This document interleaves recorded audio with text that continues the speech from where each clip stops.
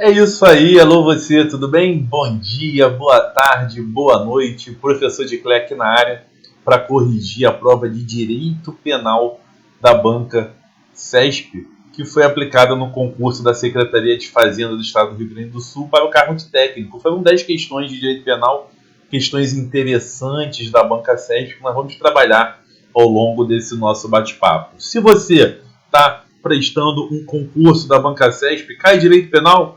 Então, fica aí atento ao nosso bate-papo, porque com certeza ele vai ser muito útil para você. Vamos nessa? Vamos bater o nosso papo? Então vamos lá, vamos começar. Vamos ver aí como é que foram essas questões. Começando aqui, com a questão de número 51. Eu estou aqui para comentar a questão 51 com vocês, a numeração original da prova. Portanto, não vou começar do 01, 02 não. Vou usar a numeração original da prova. E essa questão 51 ela diz o seguinte, um indivíduo agiu prevendo o resultado naturalístico adverso de sua ação, mas esperava que este não viesse a ocorrer. Neste caso, a conduta do indivíduo corresponde ao conceito jurídico de quê? Vamos lá? Vou sair aqui da frente para poder rabiscar bastante a nossa questão, já que nós temos aqui muitos conceitos envolvidos nas assertivas.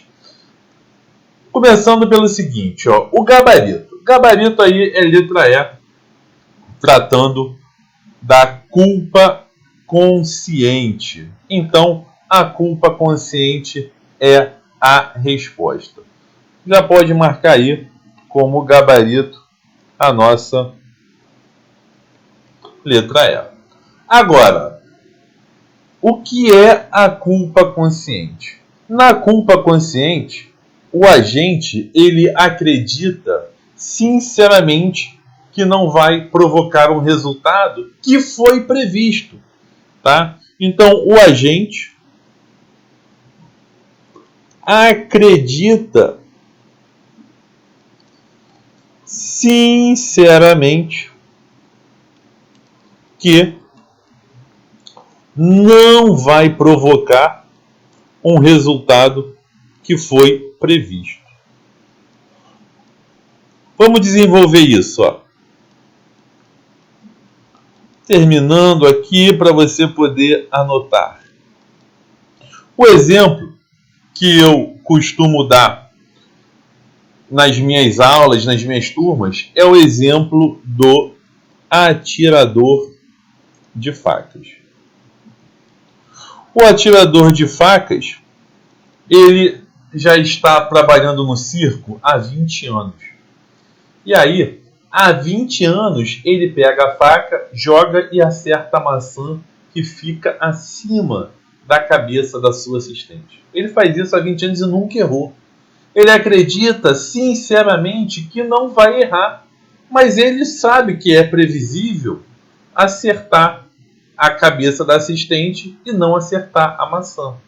Mas como ele nunca errou, faz isso há 20 anos, ele acredita sinceramente que não vai errar. Justamente por isso que nós temos o gabarito da questão como sendo a culpa consciente.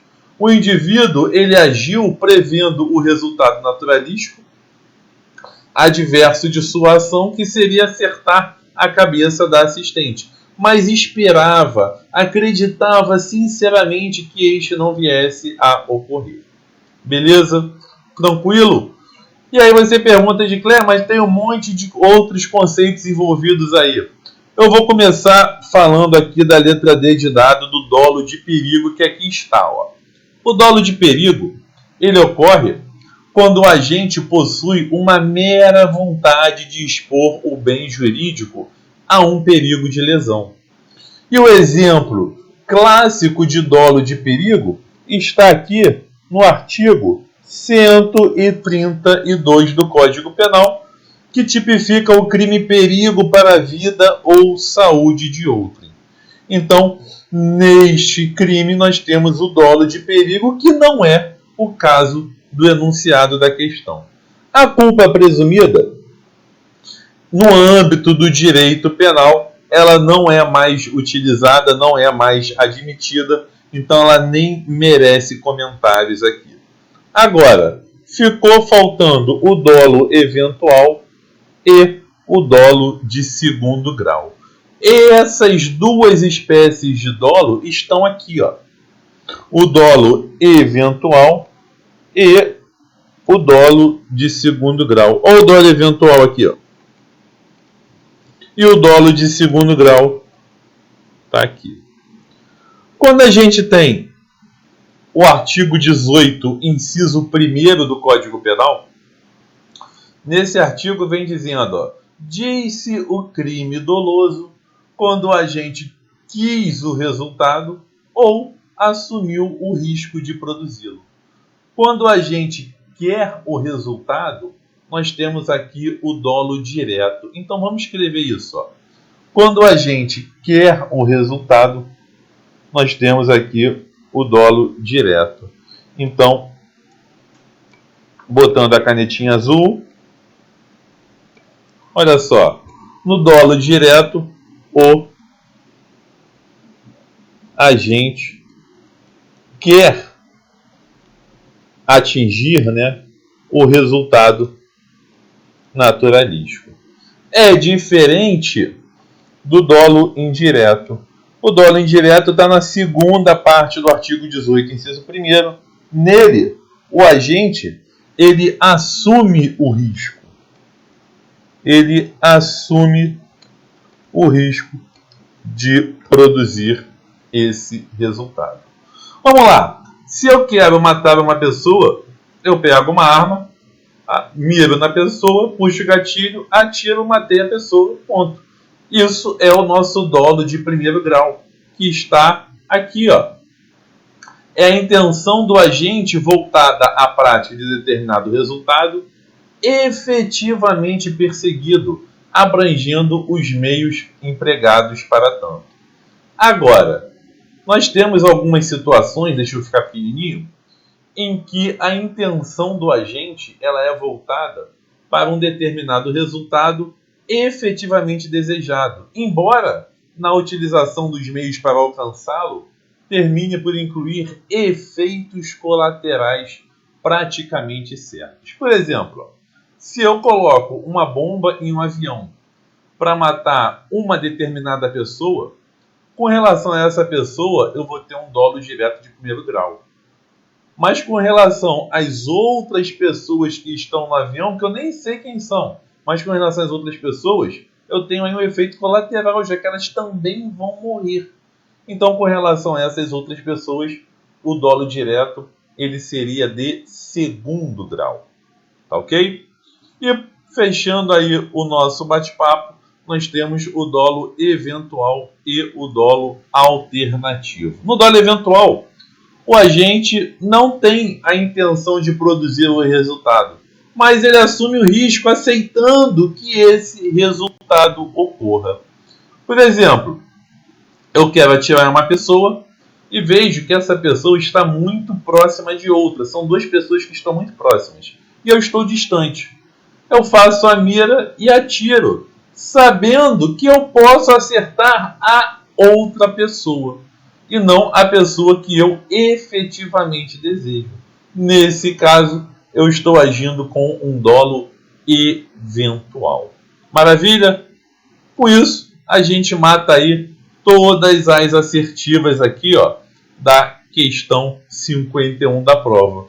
Agora você já sabe o que é um dolo eventual, o que é um dolo de segundo grau, a culpa presumida, o dolo de perigo e a culpa consciente, que foi o nosso gabarito.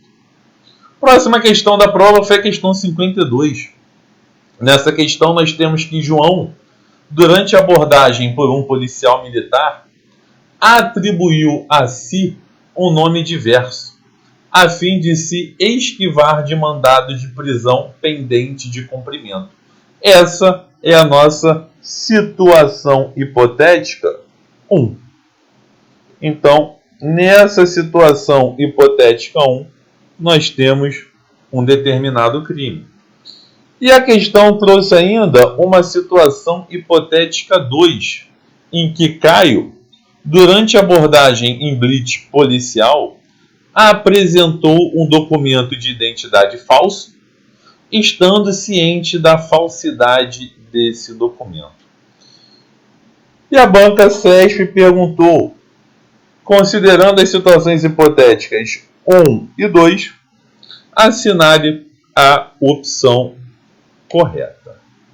Gente, o gabarito aqui é a letra B de bola. João praticou o crime de falsa identidade e Caio praticou o crime de uso de documento falso. Aí você me pergunta, mas Claire, que crimes são esses? Vamos dar uma olhadinha aqui, ó. Olha só. A falsa identidade, ela está no artigo 307 do Código Penal, tipificada da seguinte forma: atribuir-se ou atribuir a terceiro uma falsa identidade para obter vantagem em proveito próprio ou alheio, ou para causar dano a outrem. Então, você pode verificar que o crime praticado pelo João, ó, é o crime de falsa identidade. Ele atribuiu a si um nome diverso. Marca aqui, ó. Atribuiu a si um nome diverso. Então, essa foi a conduta da falsa identidade. Por outro lado, nós temos também a súmula 522, que ajuda a esclarecer uma determinada situação. Imagina que essa pessoa estivesse fugindo da polícia. Então essa pessoa estava em uma alegada situação de autodefesa.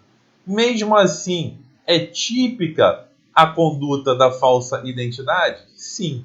De acordo com a súmula 522 do STJ, mesmo nesse caso de alegada autodefesa, a atribuição de falsa identidade perante a autoridade policial é um fato típico.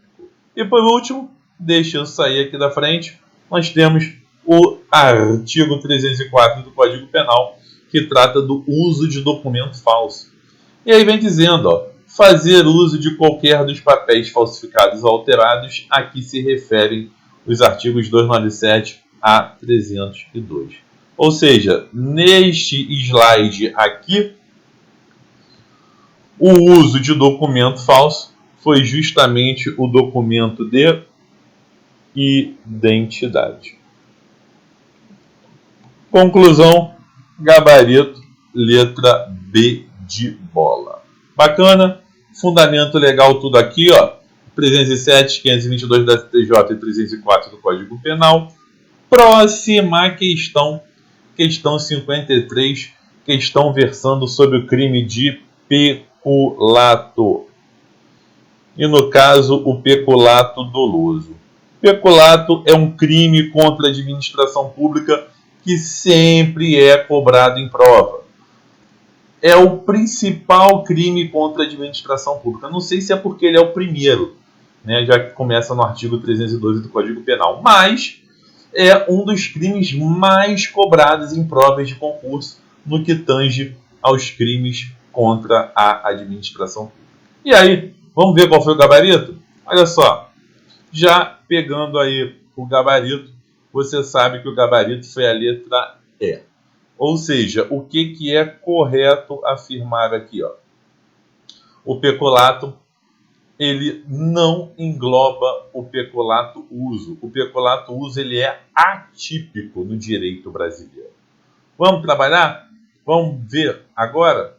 Olha só, vamos continuar aí trabalhando as demais assertivas. A letra A diz que ele admite a participação culposa. Não tem como uma pessoa participar de um crime sem querer, né? Então o peculato, ele não admite a participação culposa. A letra B nos diz o seguinte, ó: a punibilidade será extinta se o agente reparar o dano até o trânsito em julgado. A reparação do dano no peculato doloso, o que ela provoca? Olha só. No peculato doloso, até o recebimento da denúncia, a reparação do dano, ela configura uma hipótese de arrependimento posterior. Ou seja, é uma causa de diminuição da pena, onde a pena será reduzida de 1/3 a 2/3. Agora, se a reparação do dano no peculato doloso ocorrer do recebimento da denúncia até a sentença irrecorrível, aí nós teremos uma hipótese de circunstância atenuante, tá? Teremos uma hipótese aí de circunstância atenuante. E por último, se a reparação do dano ocorrer após a sentença irrecorrível, será simplesmente uma condicionante que está sendo cumprida para a progressão de regime. Para a progressão de regime. Com fundamento no artigo 37, parágrafo 4º do Código Penal. Tá ok? Ou seja, a letra B vem dizendo que a punibilidade será extinta se o agente reparar o dano até o trânsito em julgado. Não. Não há extinção de punibilidade no peculato doloso em decorrência da reparação do dano. Essa letra B aqui, ela estaria correta se ela estivesse se referindo ao peculato culposo. Se ela estivesse se referindo ao peculato culposo, aí sim, ela estaria correta. Com fundamento no artigo 312, parágrafo 3º do Código Penal. Tá ok? Então essa letra B, ela está errada. A letra C diz que tal transgressão constitui um crime formal. Não. O peculato doloso não é um crime formal. O peculato doloso é um crime material. Portanto, está errada a letra C. O peculato doloso é o crime que a consumação depende do resultado. A consumação depende do resultado. Então, se não houver o resultado no crime de peculato, ele não se consuma pelo fato de se tratar de um crime material. A letra D diz que ele não admite a participação de terceiros estranhos ao serviço público por ser crime próprio. Realmente, o peculato é um crime próprio. O peculato é um crime que só pode ser praticado por funcionário público. Entretanto, o peculato admite sim a participação de terceiros, a participação de particulares, nos termos do artigo 30 do Código Penal. Tendo em vista que a circunstância do agente que pratica o peculato ser funcionário público é uma circunstância elementar, essa circunstância se comunica aos demais coautores e partícipes, desde que esses coautores e partícipes tenham conhecimento da condição da circunstância. Portanto, a letra D está errada. De Claire, o que você está me dizendo? O que eu estou te dizendo é o seguinte, ó. Imagine duas pessoas. Uma é um funcionário público e a outra é um particular. Essas duas pessoas, elas subtraem junto, em concurso de pessoas, um notebook da repartição pública em que esse funcionário público trabalhava. O particular sabia da condição de funcionário público da outra pessoa, ou seja, ambos vão responder por peculato, pois essa circunstância de ser funcionário público aqui, ela vai se comunicar ao outro coautor, fazendo com que ele também responda por peculato. Beleza? E isso tem como fundamento, eu já disse, o artigo 30 do Código Penal. Portanto, gabarito aí está confirmado como sendo a letra E. E aí você pergunta, mas Claire, o que é esse tal desse peculato uso que está aqui? Olha só o que eu trouxe para você no próximo slide. Eu trouxe aqui o artigo 312, que trata da tipificação do peculato, né? Você já sabe que o peculato ele pode ser tanto doloso como culposo. O peculato doloso se refere ao caput do artigo 312 e ao parágrafo 1º. No caput, nós temos o chamado peculato apropriação e também o peculato desvio.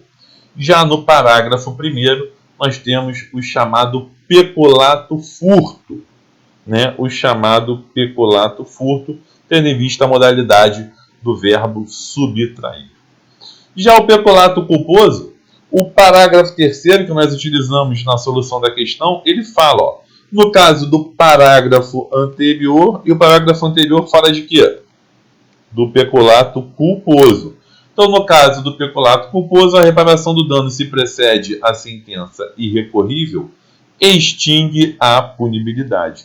Como eu disse, a extinção da punibilidade pela reparação do dano só acontece no peculato culposo e não no peculato doloso. Já o peculato de uso, que é o que eu estava falando, ele está aqui, ó. Eu peguei um trecho do meu curso de Direito Penal, do meu curso em PDF de Direito Penal, que diz o seguinte, ó. Por falta de previsão legal, não se pune penalmente o peculato de uso, quando se tratar de um bem infungível. Bem infungível são aqueles bens móveis que não podem ser substituídos por outros bens da mesma espécie, qualidade e quantidade. Ou seja, nessa situação, o agente ele pode vir a ser responsabilizado apenas na esfera administrativa, mas na esfera penal não há crime. Tendo em vista a intenção, se a intenção não é ficar com o bem, é apenas usá-lo, falta a intenção de ter o bem de forma definitiva. Continua a partir daqui, ó. Dessa forma, o funcionário público que desvia máquinas e operários de uma obra pública para uma obra particular, ele não pratica infração penal. Tal fato não se aplica em se tratando de prefeito, porque em se tratando de prefeito, esse fato representa um crime de responsabilidade. Então, olha só. Quando eu tenho o uso de um bem infungível, exemplo, máquinas e operários,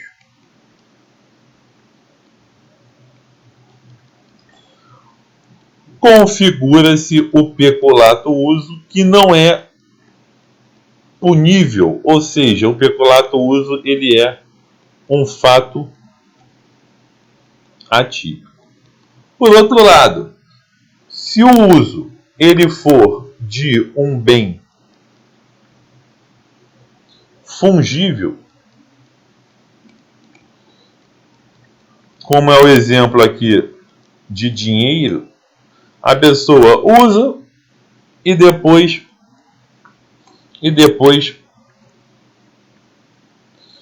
configura-se o chamado peculato desvio, aquele do parágrafo 1º. Tá ok? Então é justamente por isso que a questão colocava que não se pune o peculato de uso. O peculato de uso ele é atípico no direito brasileiro. Fechamos mais uma questãozinha aí. E agora já vamos para 54. Olha só. Para efeitos penais, o conceito de funcionário público é questão bem tranquila, tá? Questão extremamente tranquila. Questão cobrando a literalidade do artigo 327 do Código Penal. Vamos ver esse artigo aí, ó. Então, olha só. Aqui está o artigo 327 do Código Penal. Primeiro o gabarito, que foi a letra A, e agora o artigo 327 do Código Penal. O artigo 327, ele define o que vem a ser funcionário público no âmbito do direito penal. E este conceito de funcionário público no âmbito do direito penal, ele é mais abrangente que o conceito do direito administrativo. Olha só o que nós temos aqui no artigo 327. Considera-se funcionário público, para os efeitos penais, quem, embora transitoriamente ou sem remuneração, exerce cargo, emprego ou função pública. Então, você já pode perceber que para ser considerado funcionário público no direito penal, não precisa ter um cargo efetivo, pois uma simples função transitória já faz com que a pessoa possa ser considerada funcionário público, inclusive sem remuneração. É o exemplo do mesário de uma eleição. O mesário de uma eleição, ele é considerado funcionário público naquele período em que ele está trabalhando para as eleições acontecerem. Então isso é transitório e ele não recebe nada. Isso também é sem remuneração. No parágrafo 1º, nós temos o conceito de funcionário público por equiparação. E vem dizendo, equipara-se a funcionário público quem exerce cargo, emprego ou função em entidade paraestatal. E esse conceito de entidade paraestatal é bem amplo. Abrange, inclusive, OS, OCIP. É bem amplo esse conceito de entidade paraestatal aqui. E quem trabalha para empresa prestadora de serviço, contratada ou conveniada para execução de atividade típica da administração pública. Por isso que o gabarito aqui foi a letra A. A letra B diz que não abrange aquele que exerce função pública de forma transitória, está errado, abrange sim. A letra C diz que não abrange aquele que exerce função pública de forma gratuita sem remuneração, está errado, abrange sim. A letra D diz que não abrange ocupante de cargo eletivo, abrange sim. E por último, diz que engloba somente os empregados públicos regidos pela CLT. Não, engloba empregado público sim, mas não somente eles. Então está errada aí a letra E. Bacana? Mais uma, agora questão 55, falando sobre o crime de concussão. É outro crime contra a administração pública, bastante cobrado em provas de concurso. E o crime de concussão, ele está previsto no artigo 316 do Código Penal, e o gabarito da questão foi a letra D de dado. D de declare. Aí está o artigo 316, tratando do crime de concussão. Vem comigo, Quando eu falo que o crime de concussão é um crime permanente, isso é falso, tá? Não é um crime permanente. O crime permanente é aquele cuja consumação se prolonga no tempo, diferentemente da concussão. Um exemplo clássico de crime permanente é justamente o sequestro. O sequestro é o exemplo clássico de crime permanente, porque enquanto a vítima estiver encarcerada, o crime de sequestro vai estar se consumando. Beleza? A letra B diz que ele consuma-se somente com a obtenção da vantagem ilícita. Está errado também. Por quê? Porque o crime de concussão é um crime formal. E o crime formal é aquele que independe da ocorrência do resultado para a consumação. Ou seja, basta que o funcionário público exija a vantagem indevida. Praticando o núcleo verbal exigir a vantagem indevida, mesmo que ele não venha a receber essa vantagem, o crime de concussão praticado pelo funcionário público já estará consumado. Beleza? A letra C está errada, a concussão não admite a modalidade culposa. Somente 2 crimes contra a administração pública admitem a modalidade culposa. O primeiro é o peculato, do artigo 312 do Código Penal. E o segundo é o do artigo 351 do Código Penal, que cai muito pouco em prova.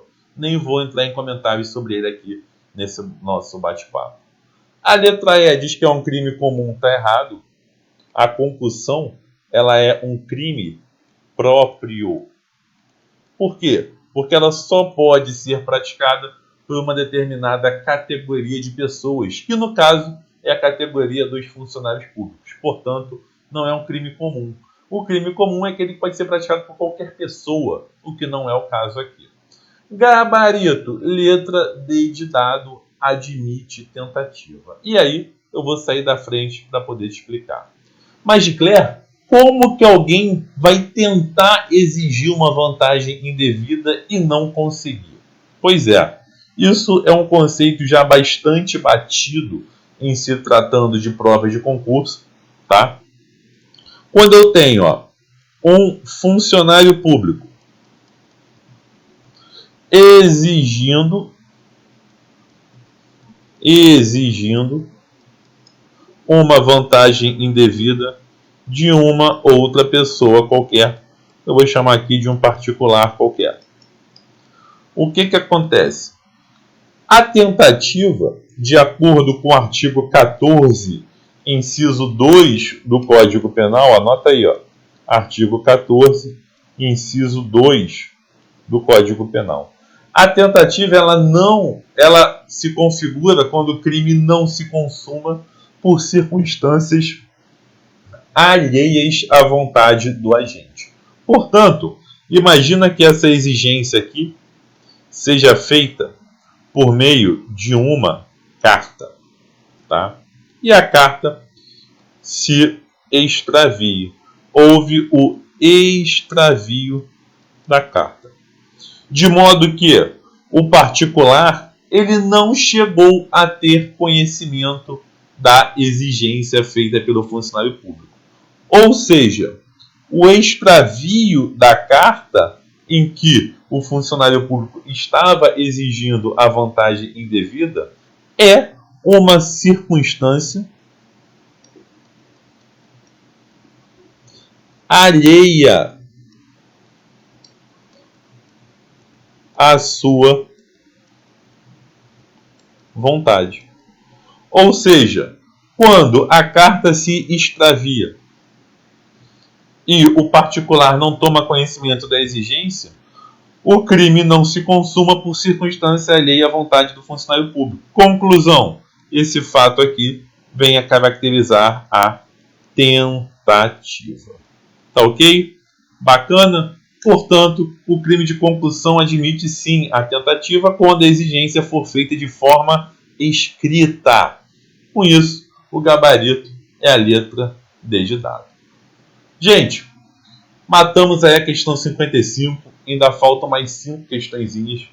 Eu vou fazer um pit stop, vou fazer um break, e aí a gente vai ter a segunda parte dessa correção. Vamos ter aí o vídeo parte 2. Beleza? Fazer um rápido pit stop e já já a gente está de volta. Um abraço!